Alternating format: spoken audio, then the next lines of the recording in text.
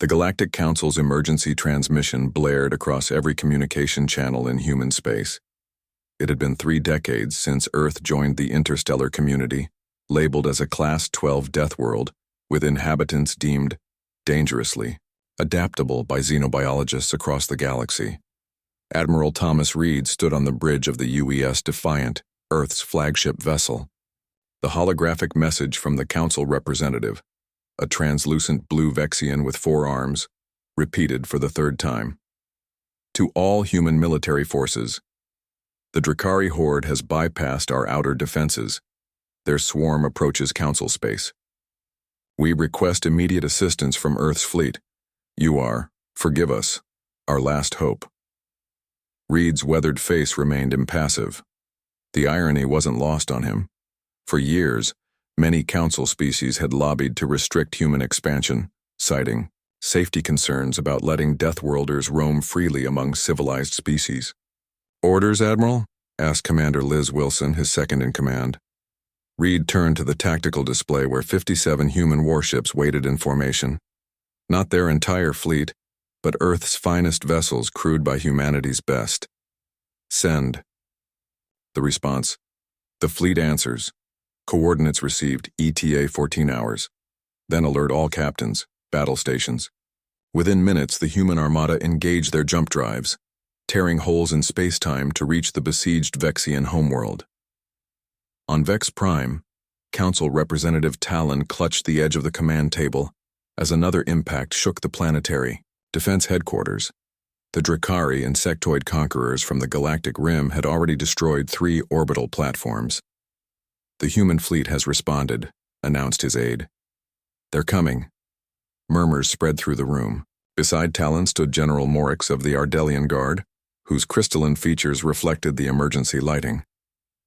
"Deathworlders," Morix said with undisguised contempt. "What can 57 ships do against thousands?" Talon's compound eyes flickered. "You've never seen humans fight, have you?" The human fleet emerged from jump space at the outer edge of the Vexian system. The tactical officers across the fleet immediately cataloged 2,342 Drakari vessels, swarming around Vex Prime and its moons. On the Defiant, Reed studied the display as Wilson provided analysis. "They're not expecting us. Formation is scattered. They're focused on planetary bombardment." Reed nodded. "Deploy the Wolfpack protocol." Across the human fleet, smaller vessels arranged themselves into strike groups of 5, each centered around a larger carrier.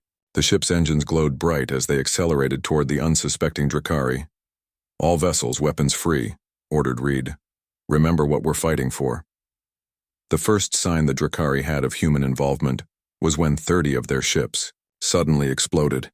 Human kinetic weapons, simple but devastatingly effective tungsten rods accelerated to near-light speeds, tore through the alien vessels before their sensors could even register the attack. In the Drakari command ship, Hive, Commander Dreknar chittered in alarm as reports flooded in. "New contacts. Small vessels moving faster than tracking can follow."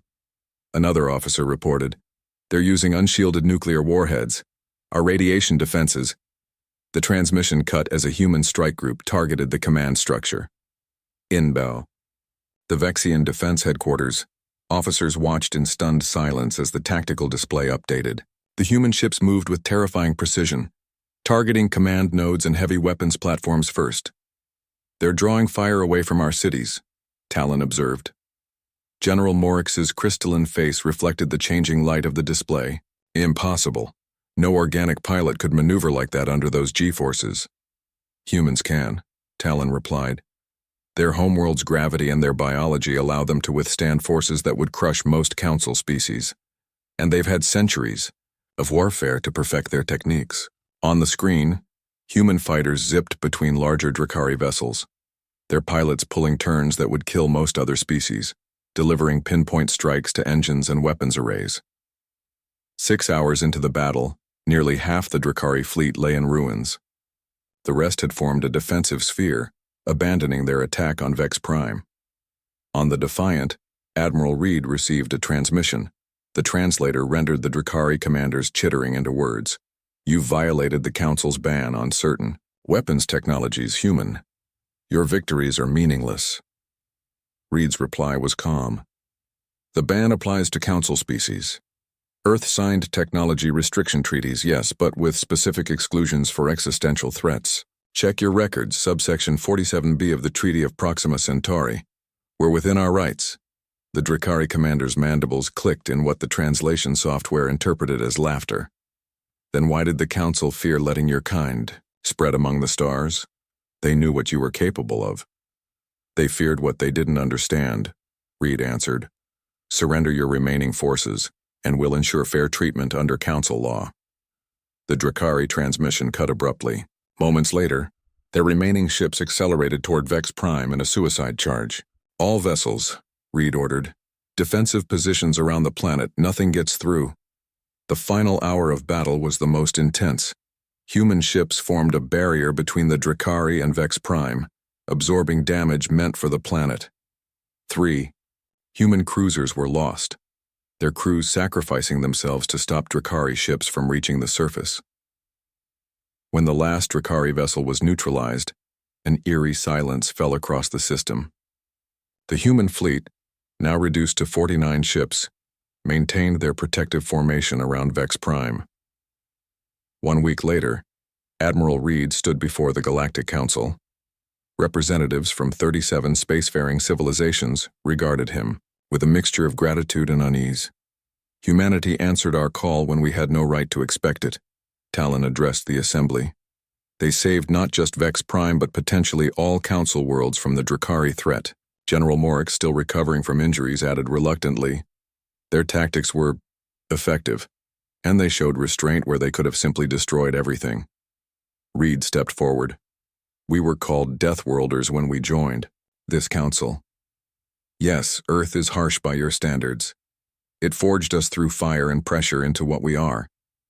But being from a death world doesn't make us seekers of death. It makes us uniquely qualified to face it when necessary. He paused, looking at each council member. Today we answered your call. Tomorrow, perhaps you'll see us not as threats to be contained, but as allies who understand the true cost of survival. As the council chamber filled with the various sounds of alien approval, Reed thought of the crews who hadn't returned. The price always paid when the fleet answered. But for the first time since humanity reached the stars, he saw something new in the eyes of the council members, not fear, but respect.